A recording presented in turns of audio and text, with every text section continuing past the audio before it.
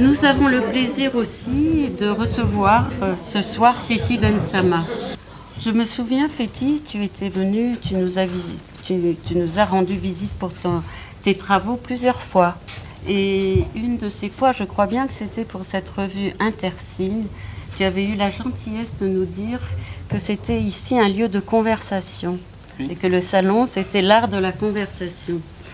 Et j'espère que nous avons tenu ce pari et que ce soir encore, nous allons goûter à la conversation avec toi. Et il y a beaucoup de choses à dire avec toi. Et je voulais te dire aussi que les rencontres avec les livres produisent des drôles d'effets. Effectivement, depuis que j'ai plongé dans la lecture de ton livre, il y a quelque chose qui me revient comme ça de façon un peu insistante. Je suis née dans un pays musulman et j'ai grandi jusqu'à l'âge de 13 ans dans un pays musulman. J'ai fait l'école primaire en turc. Malheureusement, je ne parle pas l'arabe parce que le turc, c'est encore autre chose.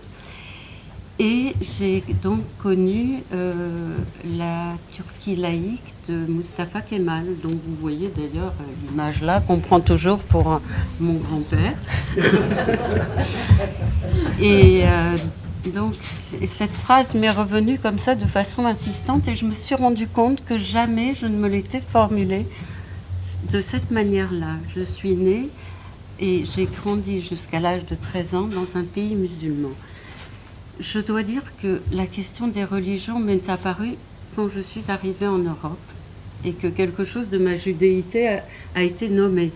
Jusque-là, en Turquie, j'ai été dans une église parce qu'il y en avait une à côté de chez nous et qu'on avait une nounou qui nous emmenait voir la crèche. Mais je ne savais pas qu'il y avait une synagogue.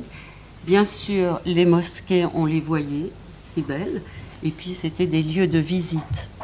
Pour vous dire que ça existait et que la Turquie laïque de Kemal Atatürk a été quelque chose que j'ai bien connu. Et ça existait, peut-être que ça existera un jour de nouveau. Voilà. Fethi, j'ai plusieurs choses à dire. Donc je suis d'abord contente d'être à cette place, justement, pour t'accueillir. C'est un livre qui est d'une richesse extraordinaire. On ne fera certainement que l'effleurer ce soir. Alors, j'avais envie de prendre quelques précautions verbales ce soir, qui tient quand même à l'objet de ce livre. Je crois qu'on est tous, même des gens de bonne volonté, pris dans un discours actuel qui est tellement du côté de la violence et de l'extrémisme, que je crois que Fethi, dans ce livre, nous propose de nous déplacer. Et j'espère vraiment que nous allons tenir ce pari. Et j'encourage vivement tous ceux qui n'ont pas encore lu ce livre, vraiment de le lire. Ça donne une autre perspective, un autre regard et une autre écoute. Alors, Fethi Bensama, je n'aime pas trop lire mes notes, donc je vais essayer de parler librement avant de donner la parole assez vite à Fethi, parce que je crois qu'il a vraiment beaucoup de choses intéressantes à nous dire et que son livre n'est pas un livre facile et que certainement que ce qu'il pourra nous dire ici oralement nous permettra peut-être de mieux entendre certaines choses. Mais je voulais rappeler quand même que Fethi Bensama est psychanalyste, il est clinicien, il est chercheur et il est directeur de l'UFR de psychologie, de sciences humaines cliniques, qui s'appelle maintenant les études psychanalytiques depuis 2011. Mais j'avais envie de nommer la chose comme elle était nommée avant, donc sciences humaines cliniques, parce qu'en lisant le livre de Fethi, ça m'a fait sourire, parce que Fethi, plusieurs fois, cite une phrase d'Averroès. Et tu me diras si tu t'y retrouves, mais certainement. C'est une phrase que Fethi cite d'Averroès. Ô homme, je ne dis pas que cette science, que vous nommez science divine, soit fausse, mais je dis que moi, je suis sachant des sciences humaines. Et en lisant cette phrase, je me suis dit que Féti, tu as réalisé peut-être un peu quelque chose sur ce terrain-là des sciences humaines, puisque tu es encore directeur de l'UFR, sciences humaines ou les études psychanalytiques aujourd'hui. Alors, Féti, tu es aussi tu es un chercheur. D'ailleurs, tout ce travail, cette énorme recherche que tu mènes depuis une trentaine d'années, a débuté donc à l'université et avec les encouragements, si j'ai bien compris, de Pierre Fédida, qui t'avait vivement à ce moment-là encouragé à travailler la question de la langue et de la subjectivité dans l'islam. Et depuis, mon Dieu, que de travail. Et tu le dis très clairement, et on peut comprendre que l'histoire et les événements qui ont jalonné cette histoire n'ont fait que t'ancrer encore plus dans cette nécessité. Donc tu nous dis bien qu'elle n'était pas inscrite pour toi dans ton histoire et que dans l'époque où tu as vécu étudiant, tu étais assez éloigné au fond de la culture traditionnelle, dont tu es tunisien. Et tu étais à l'époque loin de ça. Il y a quelque chose un engagement qui s'est inscrit certainement aussi par la psychanalyse dans laquelle tu t'es inscrit. C'est un livre d'érudit, ça très certainement. C'est un livre qui, on peut dire globalement, avec tout le travail que tu as réalisé, Féti, que ton travail fait œuvre de culture. Et tu as écrit un petit livre qui s'appelait une fiction troublante sur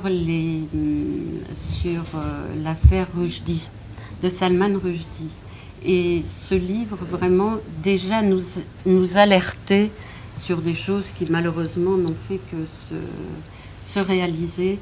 Et on a pensé à toi l'année dernière quand on s'est réunis au mois de janvier, et on s'est tout à fait souvenu à quel point ce que tu as marqué là avec ce que tu as dit de ce à quoi Salman Rushdie touchait dans la culture était déterminant vers quelque chose qui allait, disons, dans un sens, dans un mauvais sens, si on peut dire, vers la censure, vers tout ce qu'on voit aujourd'hui.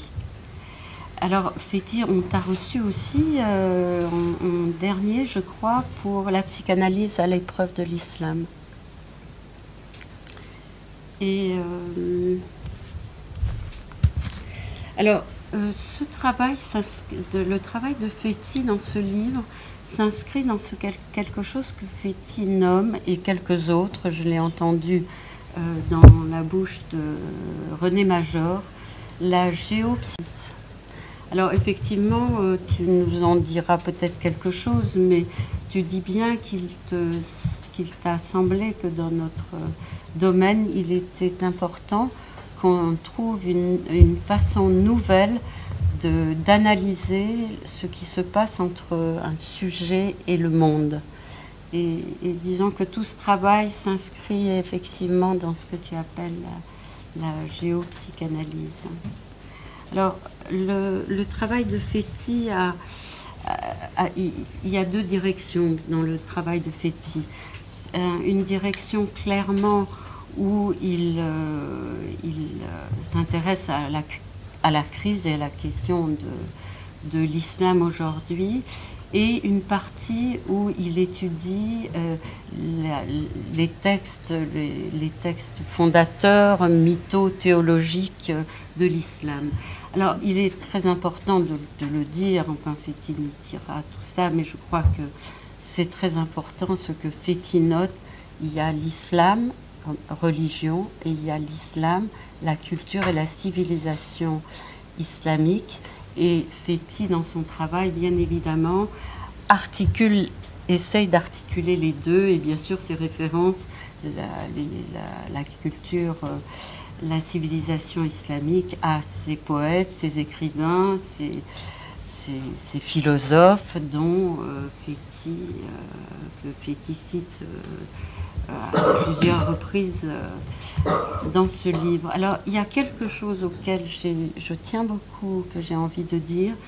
Il y a un travail autour de la langue, bien sûr, c'était ton sujet, là, de travailler la question de la langue, mais tu la travailles, bien sûr, d'une façon remarquable, où on regrette juste de ne pas avoir l'usage de la langue arabe, puisque, bien sûr, chaque fois, tu fais de l'étymologie, de la sémantique, tu retournes vraiment aux mots, dans l'origine des mots, pour essayer d'expliquer des tas de termes qu'on entend dans la radio, partout, et dont finalement on est assez ignorant. Oui, je crois que finalement, ce que j'ai envie de dire, c'est que ce livre m'a vraiment montré à quel point nous étions ignorants, moi et sûrement quelques autres, de beaucoup de choses que tu nous dis. Alors c'est un livre qui est constitué d'une préface, d'une longue préface, et que Féti, je pense, tu nous le diras, tu as écrit pour ce livre. Oui. Pour ce livre, c'est une longue préface où tu poses quand même l'essentiel de tes hypothèses, me semble-t-il, et ensuite c'est des reprises de textes que Féti a écrits dans différentes revues et d'exposés qu'il a eu l'occasion de faire dans le cadre de différentes rencontres. Et comment dire, où j'en suis, je crois qu'il est indispensable peut-être que je reprenne, enfin c'est peut-être comme ça que pour moi ton livre s'est articulé, les hypothèses que tu fais dans ta préface, notamment une hypothèse, en fait, dans cette préface, tu essayes, me semble-t-il, de dire un peu où on est dans le monde de l'islam aujourd'hui. Et là, tu parles à propos de la crise, si on peut dire, du monde musulman, d'une cassure historique axiale. Et ça, c'est une hypothèse qui me paraît très importante pour comprendre aussi tout ce que tu développes après. Et tu donnes au fond les causes, les raisons de cet état de choses, ce qui a provoqué véritablement une cassure historique. Et là, il faut bien sûr faire de l'histoire quand on fait ce travail sur la subjectivité, parce qu'en somme, un sujet, qu'est-ce que c'est sinon à la jointure de la grande histoire et de la petite histoire. Et donc, tu rappelles un certain nombre de faits de l'histoire, c'est-à-dire que cette cassure, elle est quand même liée au choc du colonialisme, à l'impact des Lumières, à la chute de l'Empire ottoman et à la fin du califat, et de l'instauration aussi, tu le dis bien, de la République laïque par Mustafa Kemal en Turquie. Il semblerait que cet ensemble de choses et d'autres choses que tu nous diras a produit une cassure telle que tu parles pour le sujet dans les pays islamiques d'un véritable retournement du monde. Et c'est une expression que tu prends, tu as repris à Rilke, qui parle du retournement du monde. Et à partir de là, Féti décrit dans quel état se trouve le sujet. Enfin, ils sont multiples. Alors, il y a ceux qui suivent la réforme, ou les mages, je crois, qui ont suivi le mouvement de la réforme. Il y a les anti-réformistes, il y a les contre, et puis il y a les sur-musulmans, ceux qui reviennent de façon plus forte à l'origine au fondement de l'islam.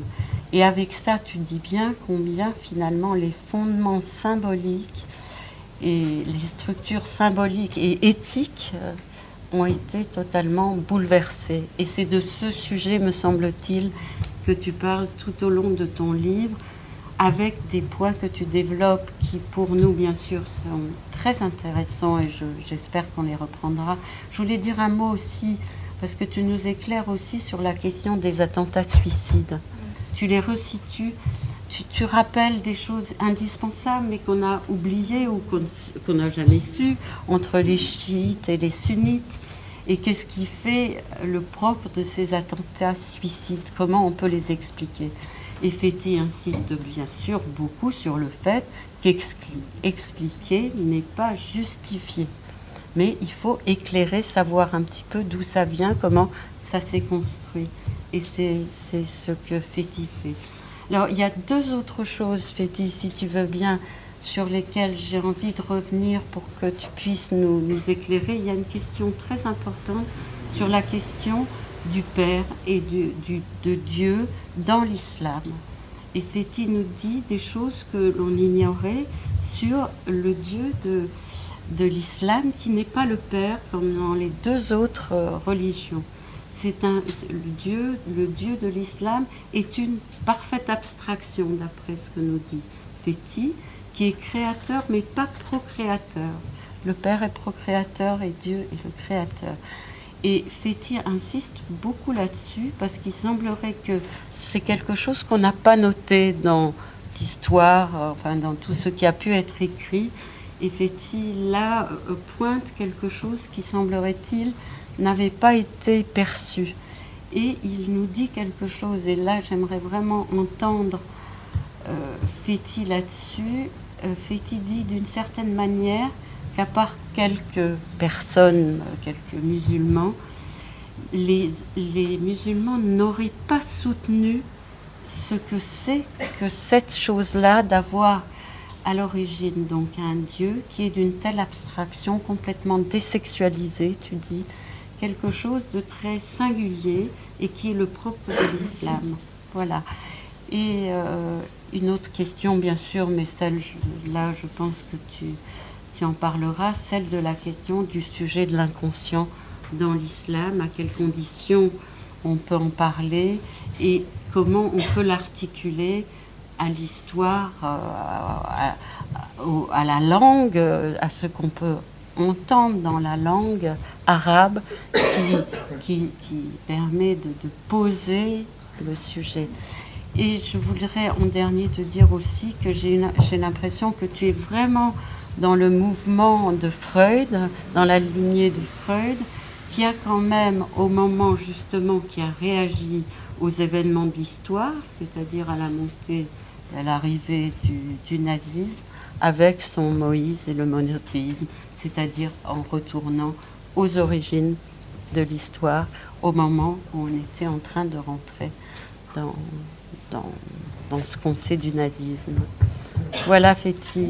Donc, je crois que je vais te passer la parole et je suis sûre que tout le monde va participer activement. Mais on aimerait t'entendre parce que tu as beaucoup à nous enseigner. Merci beaucoup, Delia. Je suis très heureux chaque fois d'être là. C'est un lieu où on parle autrement que dans les lieux habituels. On fait des exposés. Bon, je ne sais pas par quel bout. Tu as traversé d'une manière tout à fait saisissante beaucoup d'aspects qui sont dans ce livre. Bon, il y a des livres qu'on nous commande. On nous demande de, voilà, faites-moi un livre sur tel ou tel sujet. C'était le cas de mon premier livre avec Pierre Fédida, qui un jour me dit, allez, tu me fais un livre sur... bon, ça a démarré comme ça, parce que moi, l'islam, je ne m'y intéressais pas. C'était pas une question pour moi. C'était la psychanalyse que je rencontre par hasard, vraiment. La lecture de la traduction par Mustapha Safon, la traduction, lecture, c'est une lecture d'ailleurs, de la trame de Tung, que je découvre un jour, je sais pas, j'avais 19 ans, et c'est le choc, voilà. Et je décide que c'est ça que j'ai envie de poursuivre. Et puis, pendant des années en France, voilà, l'islam ne posait pas de problème. On entendait de temps en temps Pour moi, c'était la psychanalyse, l'islam, pour moi, c'était une question, même pas une question, c'est même pas un problème. C'était une histoire finie, même. Moi, je suis élevé dans une famille, comme il y en a en Tunisie, qui, voilà, ils vivaient dans une tradition, mais pas plus, il n'y avait pas... Et puis l'islam a commencé à se manifester, disons, à partir au milieu des années 70, pour donner... au milieu des années 70, et puis tous les gens qui étaient dans ma position, et puis les intellectuels de l'époque disaient « Oui, tout ça, c'est les bégayements de l'histoire, comme on dit. Ça va, l'histoire ne va pas dans ce sens-là, va pas dans le sens de la religion, mais de la sortie de la religion. » Et particulièrement dans un pays comme la Tunisie, c'était vraiment la sortie de la religion. Bourguiba ferme l'université théologique, très célèbre, une des grandes universités théologiques du monde musulman. Il y en a quelques-unes comme ça, sur tout le territoire. Entreprend comme Atatürk une forme de laïcisation de l'État et du pays. On ne comprend pas la révolution si on remonte là, ce qui s'est passé en Tunisie, si on ne remonte pas à ce moment-là. Bon, donc pour nous, l'islam, c'était... oui, voilà, il y avait des gens, il y avait des mosquées, etc., mais pas plus.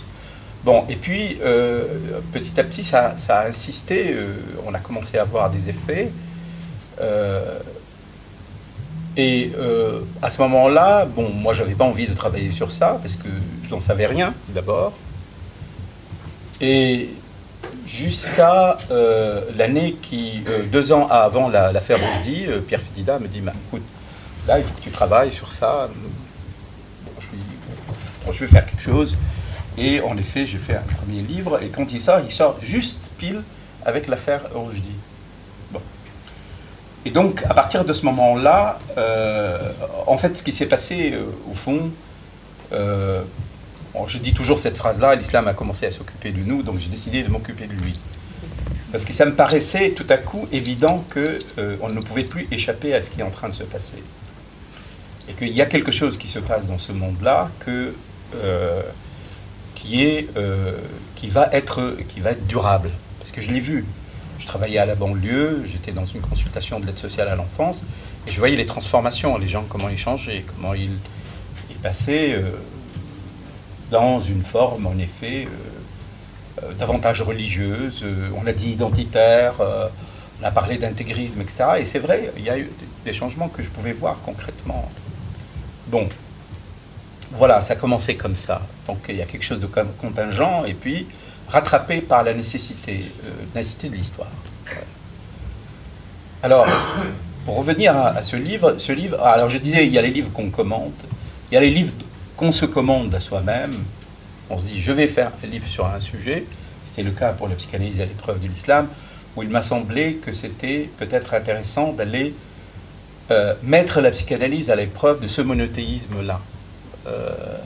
Puisque quand Freud parle du monothéisme, au fond, il parle du judaïsme et du christianisme seulement, et pour cause, l'islam n'était pas un problème dans l'Europe de l'époque. Donc, alors il y a, dans Moïse, quelques phrases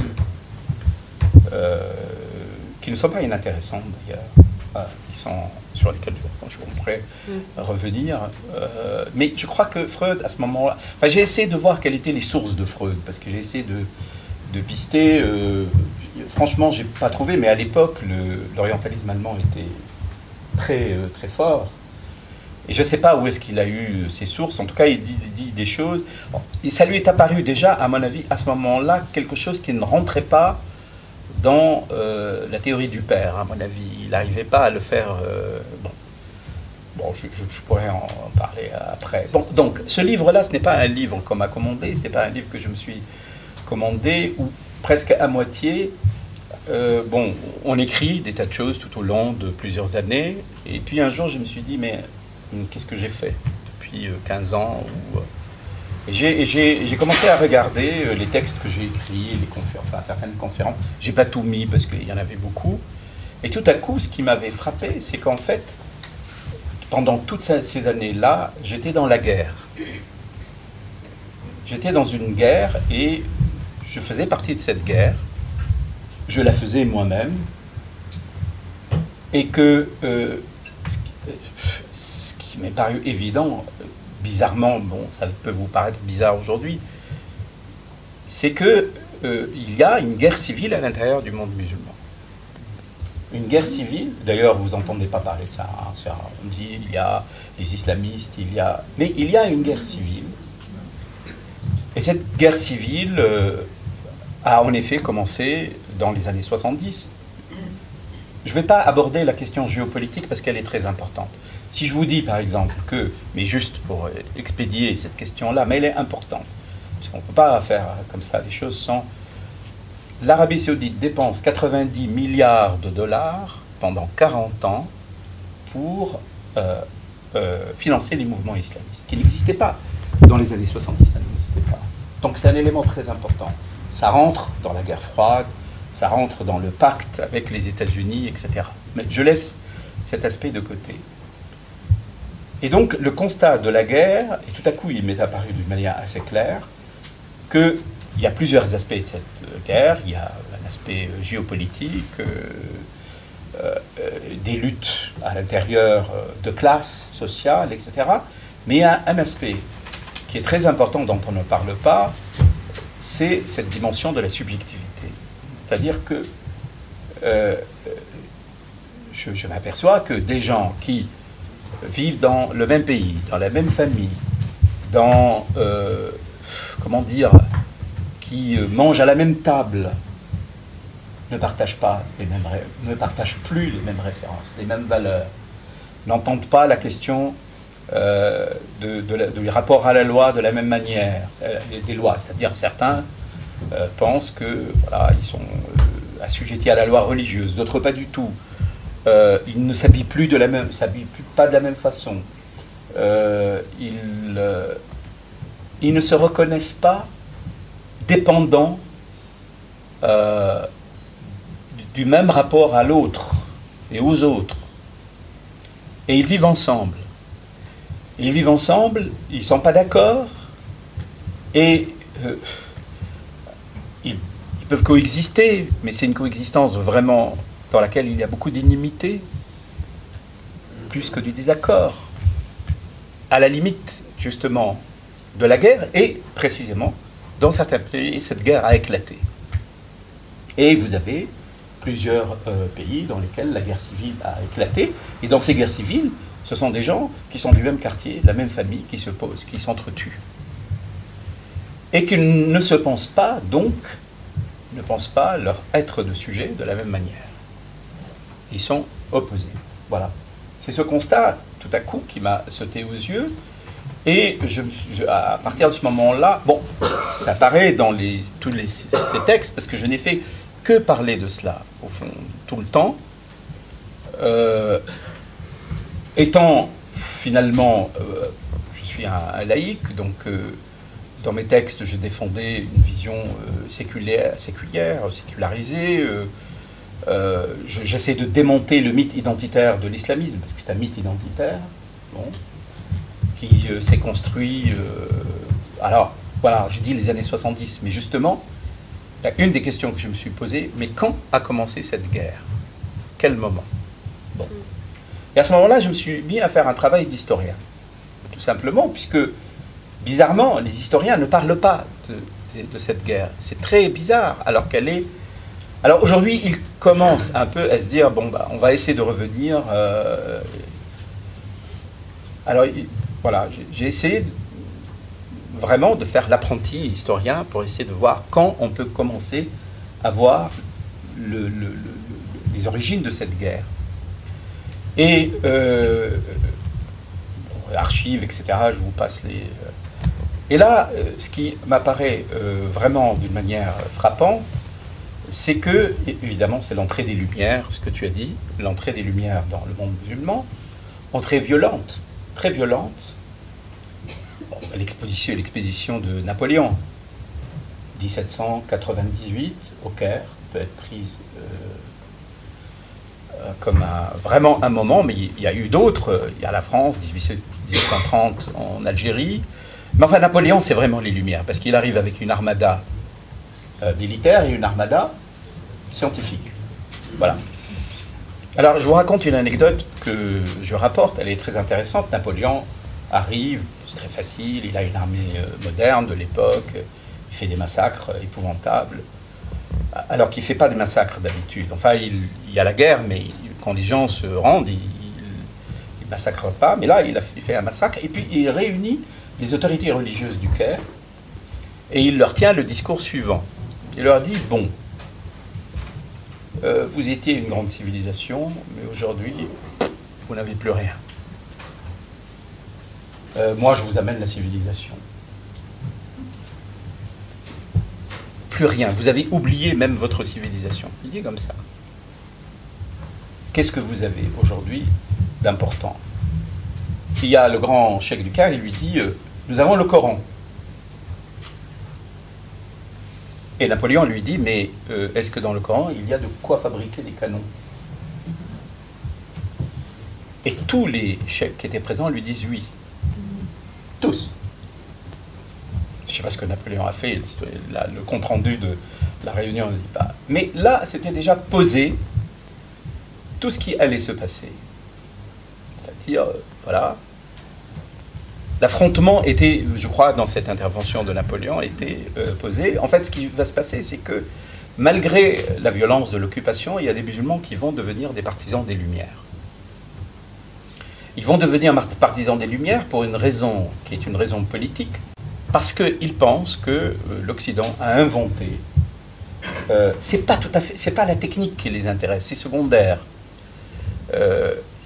C'est l'invention politique, c'est-à-dire la fin de la monarchie absolue, c'est-à-dire les libertés, voilà.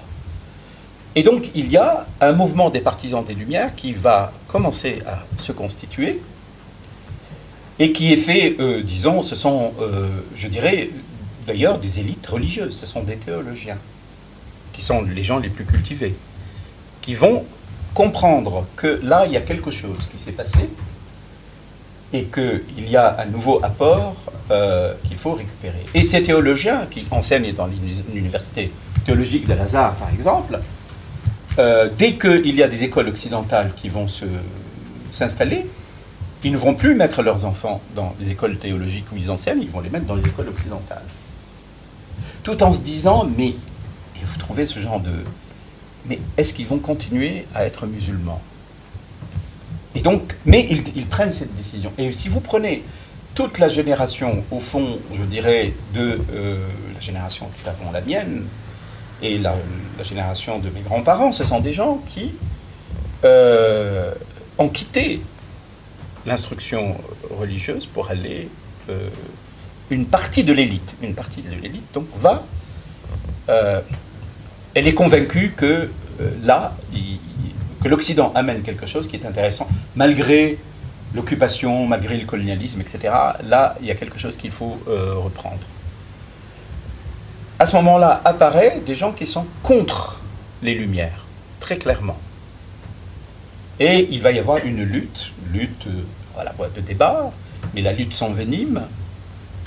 Et justement, lorsque, en 1924, a lieu l'effondrement de l'Empire, dernier empire musulman, l'Empire ottoman, qui a il avait 624 ans. Hein, le dernier empire. C'était la première fois que dans le monde musulman, il n'y avait plus, non seulement d'empire, mais ce qui s'est passé de plus important, et qui a été, je crois, le très grand traumatisme, c'est la fin de la souveraineté théologico-politique, ce qu'on appelle le califat. Parce qu'Atatürk a aboli l'empire et le califat. Le califat, c'est la référence, c'est la souveraineté. C'est très grave parce que, pour en tout cas beaucoup de musulmans, ça veut dire qu'il n'y a plus de sujet politique. Pour qu'il y ait un sujet, au sens politique, il faut qu'il y ait une souveraineté, un principe de souveraineté. Il n'y a plus de ce principe de souveraineté, il n'y a plus de sujet politique. Et donc, pour la première fois dans l'histoire du monde musulman, les sujets n'ont plus de principe de souveraineté auquel ils peuvent se référer. En même temps, chute de l'Empire, partage des territoires, de l'Empire, création d'États que vous voyez aussi aujourd'hui, la Syrie, l'Irak, la Jordanie, le Yémen, enfin tout ça, ce sont des créations décidées dans des accords qui s'appellent les accords Sayes-Picot entre l'Angleterre et la France. Donc de nouveaux États au sens moderne du terme, pour le coup, et avec la Turquie, premier État laïque fondé par Atatürk, en référence à la laïcité française et à la Révolution française. C'est très clair. À ce moment-là, beaucoup de gens qui étaient des partisans des Lumières commencent à se dire mais ça va trop loin, là. C'est pas possible. Ils veulent bien, en fait, les partisans des Lumières, beaucoup, la plupart d'entre eux, étaient des gens qui pensaient qu'ils pouvaient concilier l'islam avec les apports de l'invention politique moderne, que c'était conciliable. Au fond, ils pensaient déjà quelque chose comme une forme de coexistence entre, d'un côté, une dimension religieuse, mais en même temps un État qui serait un État moderne et une modernisation de la société, etc. Ils pensaient que c'était conciliable.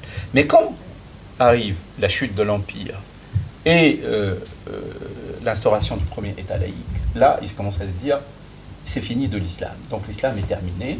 Certains d'entre eux, et va apparaître à ce moment-là un mouvement qu'on peut appeler les anti-lumières. Les anti-lumières, ce sont les islamistes d'aujourd'hui. Tous procèdent de ce moment-là. 1924, chute de l'Empire, fin du califat. 1928, la fondation des frères musulmans. Vous voyez, 4 ans. Et donc, en fait, ce qui va se passer, c'est que les mouvements islamistes, tous, procèdent de ce moment-là des anti-lumières. Les anti-lumières qu'on pensait comme une croisade, un nouveau type de croisade, qui va détruire l'islam, la religion, et qui a commencé déjà par détruire le principe de souveraineté. Et donc, ces mouvements-là vont revendiquer, et jusqu'à aujourd'hui, la restauration du califat. C'est pour ça que quand vous voyez que ce qu'on appelle Daesh, l'État islamique, là, hein, il est dans la logique de ce mouvement-là. Il veut recréer vraiment l'État islamique tel qu'il était avant. Et donc, ce qui se passe, c'est que, en fait, les mouvements islamistes, ce sont les mouvements qui vont porter deux choses. Ils vont porter l'histoire, cette histoire traumatique, et la transmettre jusqu'à aujourd'hui, comme une histoire de blessure de l'idéal de l'islam.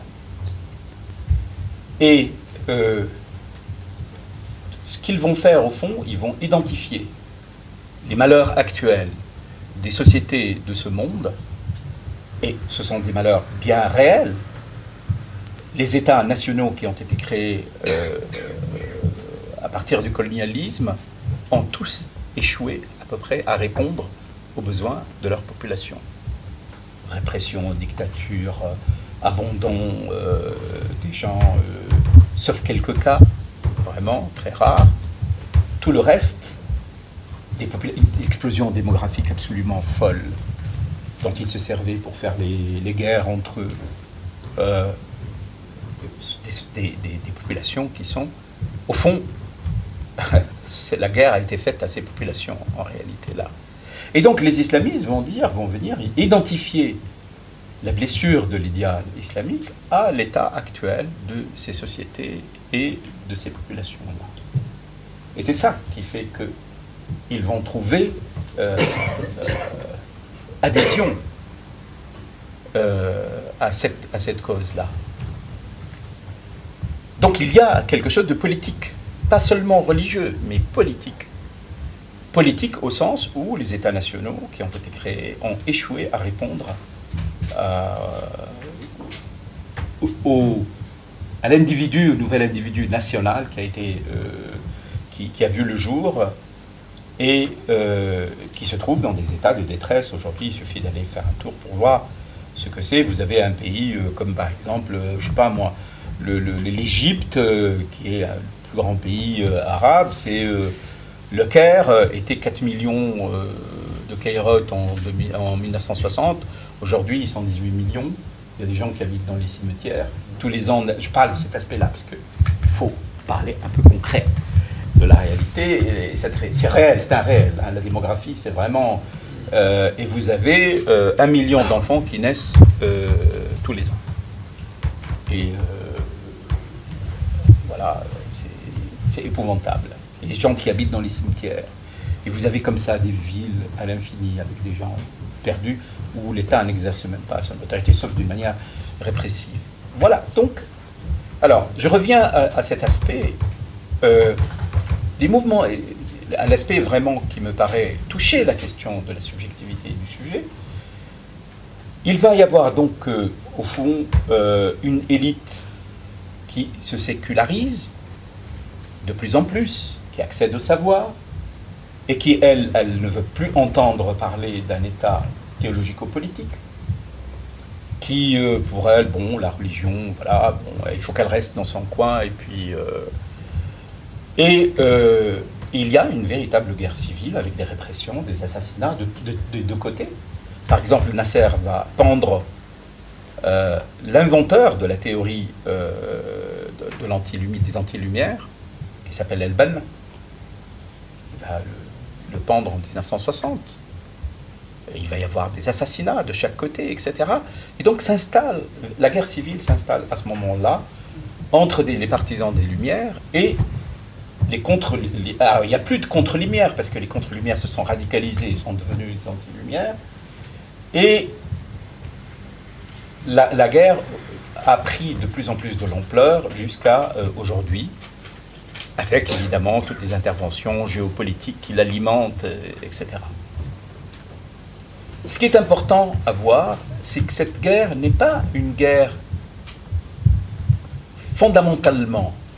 Les anti-lumières, bien sûr, ils mènent la guerre contre l'Occident. Sur l'Occident, lorsqu'il intervient, l'Occident comme dominant, etc. Mais je dirais que leur ennemi, leur principal ennemi, ce sont des musulmans eux-mêmes, des musulmans que j'appelle les musulmans séparés, parce qu'ils sont séparés de la souveraineté théologico-politique. C'est pour ça que c'est une guerre civile. Et si vous regardez, au fond, il y a plus les mouvements islamistes tuent des musulmans comme eux, mais ce sont des musulmans qu'on pourrait dire qu'ils considèrent, je dirais, comme des islamoïdes. C'est-à-dire, c'est des faux musulmans. Et c'est la guerre, elle est une guerre civile interne entre les musulmans autour de la question de qu'est-ce que, j'appelle ça une guerre de la définition du sujet. C'est-à-dire, ils veulent imposer une définition, la leur, de ce que c'est que le musulman. Et ils sont conduits... Quand on lit cette histoire, vous savez, on a une illustration de ce que serait, au fond, comment dire, la rage du surmoi dans l'histoire. Parce que tout ça est conduit au nom d'idéaux de la défense de l'islam, avec véritablement la terreur subjective et de ce que ça représente d'être un faux musulman ou un islamoïde. C'est une véritable... alors, c'est là où j'introduis cette idée du surmusulman, puisque, en fait, il ne suffit plus d'être un musulman pour eux, il faut être toujours plus musulman, et davantage, et prouver encore plus qu'on est musulman, un phénomène qu'on pourrait appeler de la suridentification, pas seulement de la réidentification, ça c'est ceux qui ont quitté, par exemple, ceux qui étaient dans les partisans des Lumières, à un moment donné, ils vont se retourner et revenir à la religion. Ils sont comme ce qu'on appelle aujourd'hui les born again, c'est-à-dire ils vont se reconvertir. Mais là, c'est autre chose, c'est pas de la reconversion, mais c'est un phénomène où il y a sans cesse une surenchère sur ce que doit être le musulman, avec la visibilité qui n'existait pas, enfin je veux dire la façon de s'habiller, des pratiques visibles dans la rue, etc. Bon. Aujourd'hui, nous sommes dans cette guerre-là, et cette guerre, elle prend des formes, alors qu'on appelle le terrorisme ou le radicalisme. Et quand vous regardez, en fait, c'est une guerre qui est, pour l'essentiel, la guerre armée, le côté armé de cette guerre, il est mené par des jeunes, parfois des adolescents. Vous regardez les chiffres qu'aujourd'hui, ce qu'on appelle les radicalisés, en France, par exemple, il y aura à peu près 5000. Les 2/3 ont entre 15 et 25 ans. Voilà. Et c'est un peu partout dans le monde musulman. Ce sont les jeunes qui sont devenus les ennemis de leur propre société, des jeunes qui ont été délaissés, qui n'ont aucun espoir, qui sont aussi dans ce moment de transition que connaissent des adolescents, portés par les idéaux, dans des remaniements d'identité, mais portés par quand même la dimension de l'idéalité, qui sont prêts à s'engager. Certains d'entre eux, par exemple, veulent venir. Là, on est en train de faire une étude en Tunisie. Certains d'entre eux veulent partir pour venir en Europe. Ils sont prêts à risquer leur vie, à mourir en traversant la mer. Mais si ce n'est pas possible, ils vont aller en Syrie. Ils vont s'engager. Il a fallu à tout prix sortir, être ailleurs, sortir de leur monde, du monde où ils sont. Et ils peuvent donc chercher d'un côté le passage en Europe et puis, si ce n'est pas possible, aller faire la guerre. Bon, voilà, c'est ce contexte-là que j'ai essayé d'essayer de reconstituer pour comprendre qu'est-ce qui peut se faire. Alors, en fait, on peut dire que les mouvements islamistes sont... Alors j'ai dit une mythe identitaire. Pourquoi mythe identitaire? Parce que la logique... Les mythes identitaires, il en existe. Les Khmers rouges, c'était un mythe identitaire, c'était un mythe de la régénération. Les nazis, c'était un mythe identitaire. Il y a beaucoup de mythes identitaires. Et l'islamisme est un mythe identitaire, c'est un mythe de la régénération, de la vengeance, de la restauration de la souveraineté. Et donc, il arrive avec ce mythe à capter des énergies qui sont disponibles dans ce monde pour les mobiliser. Et en tout cas, il utilise des moyens qui sont, quand vous regardez leur site, qui sont très convaincants. Parce qu'ils montrent des aspects bien réels. Le mythe identitaire, c'est pas un délire seulement, c'est quelque chose, c'est un mythe qui se greffe sur l'histoire. C'est pire qu'un délire. Quand le mythe rejoint l'histoire, c'est pire qu'un délire. Et il a une effectivité très très très puissante à ce moment-là. Bon, en fait, quand on regarde, c'est une histoire aussi de la culpabilité. Toute cette histoire est une histoire vraiment, le moteur de ce mythe islamiste, c'est la culpabilité. Le califat représentait le sommet de l'édifice théologique et politique. Et il était incarné. Il était incarné, bien sûr. Il était incarné par l'empereur. Par l'empereur. Qui est le calife. Qui est le calife. Oui. Non, c'est pas le roi, c'est plus que le roi. Non, l'équivalent.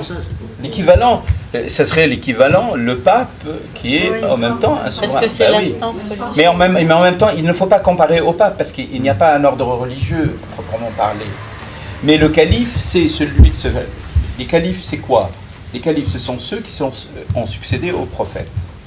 Le prophète était à la fois un prophète et un chef d'État, en même temps. Enfin, un chef d'État, entre guillemets, de l'époque. Parce qu'il n'y avait pas d'État, là. Hein?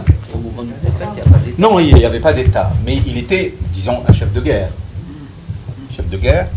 Et par la suite, tous ses successeurs, l'empire musulman s'est construit très très rapidement, tous ses successeurs étaient des califes. Calife, ça veut dire héritier.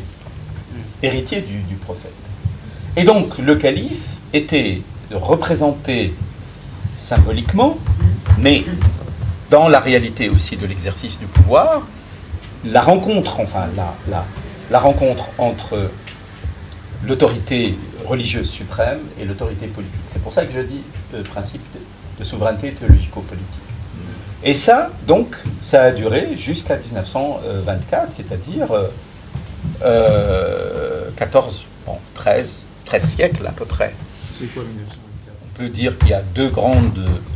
On peut répartir entre sunnites qui représentent à peu près 75% et les chiites qui représentent 25% à peu près des musulmans, à peu près. Et que donc les chiites sont concentrés dans la région, dans l'Iran, une partie de l'Irak et une partie de l'Arabie saoudite. Enfin, il y a toute une région donc, où les chiites sont importants. La peur aujourd'hui de l'Arabie saoudite, la grande peur, c'est ses propres chiites qui sont en plus dans les régions pétrolifères.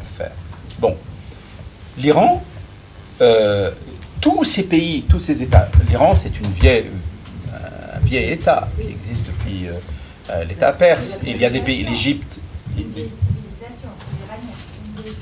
Oui, oui, bien sûr, bien sûr. Mais, enfin, les civilisations, vous en trouvez. Vous savez, l'islam a pompé toutes les civilisations tout autour. Donc, il a commencé par pomper d'abord la civilisation perse. C'est de là que vient d'ailleurs sa puissance, puisque la Perse était un très grand État, d'une très grande civilisation, en effet. Il a récupéré tout ce qu'il pouvait trouver. En très peu de temps, vous avez deux empires qui chutent, la Perse et Byzance. Là, il s'est passé, avec la récupération, des hommes d'État, des intellectuels, des poètes, enfin bon, tout ça a nourri ce qu'on appelle aujourd'hui l'islam. Bon. Donc, les anciens pays, les vieux pays, sont pas très nombreux. Il y a l'Égypte, vous avez l'Iran, vous avez... alors, la Syrie actuelle, c'était pas tout à fait... c'est pas l'ancienne, ce qu'on appelle le Cham, c'est-à-dire... C'était autre chose, beaucoup plus vaste. Après, vous avez la Tunisie, vous avez le Maroc. Bon, il y a quelques vieux États, quelques vieilles nations, mais le reste, c'est un découpage fait par les puissances coloniales. Et ce découpage, aujourd'hui, est arrivé à donc découpage de nouveaux États, de nouveaux pouvoirs. Mais ce qu'on peut constater aujourd'hui, c'est, en fin de compte, l'échec à répondre aux besoins des populations qui vivent dans ce monde-là. Sauf quelques exceptions, et sauf là où il y a du pétrole. Et même quand il y a du pétrole, vous prenez le cas de l'Algérie, l'Algérie, c'est un pays qui est... bon, d'abord, il a connu une guerre civile, 100 000 ou 150 000, on dit même 200 000 morts. Bon, avec beaucoup d'argent, mais un pays qui fonctionne très mal. Les gens, voilà, d'un moment à un autre, ça peut vraiment tourner mal. Bon. Khomeini n'était pas... Les chiites ne reconnaissaient pas le califat qui était sunnite. Ne le reconnaissait pas. Alors, au fond, la révolution iranienne a été un coup d'envoi qui a accompagné le réveil de tous ces mouvements islamistes. Ça a été un moment très important, géopolitiquement d'abord, puisque à partir du moment où l'Iran bascule avec une autorité à sa tête qui est religieuse, c'est un imam, donc vraiment, mais là, c'est toute l'organisation du chiisme où il y a véritablement un ordre religieux, c'est pas comme les sunnites. Et à ce moment-là, entre la compétition avec l'Arabie saoudite, justement. Et ils vont, au fond, chacun à sa manière, ils vont financer les mouvements islamistes que nous voyons aujourd'hui. Et la lutte continue, et continue d'une manière même de plus en plus... avec ce qui se passe en Syrie. Ce qui se passe en Syrie aujourd'hui n'est pas compréhensible sans cette lutte régionale entre l'Arabie saoudite et l'Iran. C'est pas... l'Irak aussi. C'est dans les ateliers du Hezbollah qu'a été inventé les attentats suicides, il faut savoir. Et beaucoup, d'ailleurs, beaucoup de théorisations radicales sunnites proviennent de l'extrémisme chiite. Beaucoup. Sur la question du martyr, qui existait bien sûr dans l'islam chiite, mais la question du martyr, de l'attentat suicide, la place qu'il a pris vient du chiisme radical. Il ne faut pas dire le chiisme comme ça, c'est le chiisme radical, et le Hezbollah a été vraiment le laboratoire. C'est eux qui ont commencé à faire les attentats suicides. La dimension géopolitique, c'est celle qui d'ailleurs dont on parle le plus aujourd'hui. Mais qu'est-ce qui meut les gens? Qu'est-ce qui fait que les gens sont prêts à s'engager, à participer à la guerre? Qu'est-ce qui fait? D'où ça vient cela? Quand je parle par exemple des attentats suicides, il se passe, que je décris, il se passe du Maroc, on est jusqu'à l'Indonésie. Et l'Iran, il a une originalité de l'Iran. Je veux bien la place de l'histoire meut les êtres humains. Il y a des... si, je suis désolé.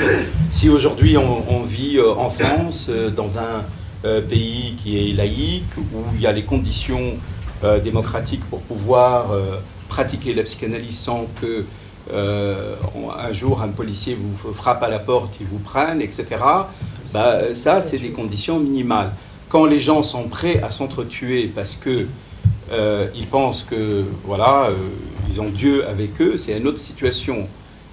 Si il y a une guerre civile, voilà, c'est quelque chose qui va amener les gens à être autrement. Donc la psychanalyse n'est pas hors l'histoire. Je pense que c'est un élément. Et il y a beaucoup de choses qui se passent aujourd'hui qu'on ne peut pas comprendre si on ne pense pas notre place, la place de chacun d'entre nous dans l'histoire. D'abord, je pense qu'il faut parler des musulmans et pas de l'islam. Il y a des musulmans qui n'ont plus rien à voir avec l'islam et qui sont néanmoins se disent musulmans normalement. Il y a des musulmans qui sont très croyants, d'autres qui ne le sont pas. Donc il faut parler de la diversité aujourd'hui des musulmans. Et ça, c'est un point très important parce que dans l'islam, aujourd'hui, on met beaucoup de choses. Vraiment, c'est un mot flottant. Il faut le laisser flottant. Chacun y met ce qu'il veut, on met beaucoup de choses. Il faut parler des musulmans. Est-ce qu'il y a un sujet musulman? Alors, au sens de la psychanalyse, un sujet n'est ni musulman, ni pas musulman, ni juif, ni etc. Bon. Donc, quand on dit sujet musulman, ça veut dire on pense la notion du sujet dans le sens de celui qui reconnaît sa soumission à... Voilà, c'est autre chose. Bon. Si on prend la question de ce Dieu qui n'est pas le Père et qui absolument doit être... dire que, par exemple, Dieu est le Père dans l'islam, c'est blasphématoire. Si vous prenez... si vous avez des sujets qui se disent musulmans, au sens de ce que je viens de dire, leur analyse montre que, pour eux, Dieu est le Père. C'est-à-dire sur le plan individuel, strictement, ils ne diffèrent pas de névrosés. Voilà, s'ils sont des névrosés, ils ne diffèrent pas des autres. Dieu n'est pas le Père est un impératif culturel, religieux, je dirais même antipsychique, puisqu'il va à l'encontre, justement, de ce que le sujet, justement, imagine, pense, place, là où il place Dieu.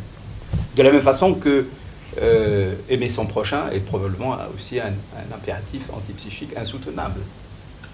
Donc, oui, c'est Fred, mais on peut dire la même chose sur le Dieu n'est pas le Père.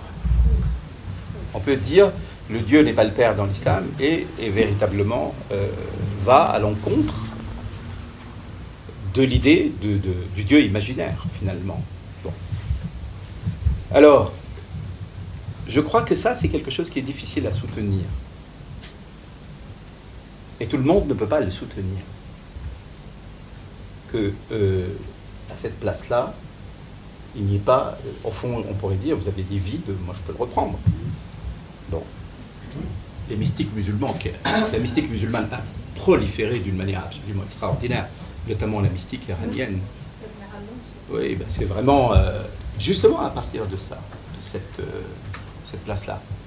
Mais c'est difficile à soutenir. Donc, il y a des moments, des périodes, et justement, il faut introduire l'histoire, où c'est tellement insoutenable que naissent des mouvements pour y mettre quelque chose, là. Et quelle était, à ce moment-là, quelle était la fonction justement du califat par rapport à ça? Eh bien, le calife n'était pas un père. Il était un héritier du prophète. Et le prophète n'est pas un père. Alors ça, vous trouverez, si vous prenez par exemple le texte coranique, le Dieu s'adresse au prophète, lui dit, mais vous n'êtes le père de personne. Et il n'a pas eu personne. Non, il n'est pas père dans sa vie, mais il ne peut pas. Et d'ailleurs, il y a une très grande méfiance dans le texte coranique vis-à-vis des pères. Ils sont toujours dans l'erreur.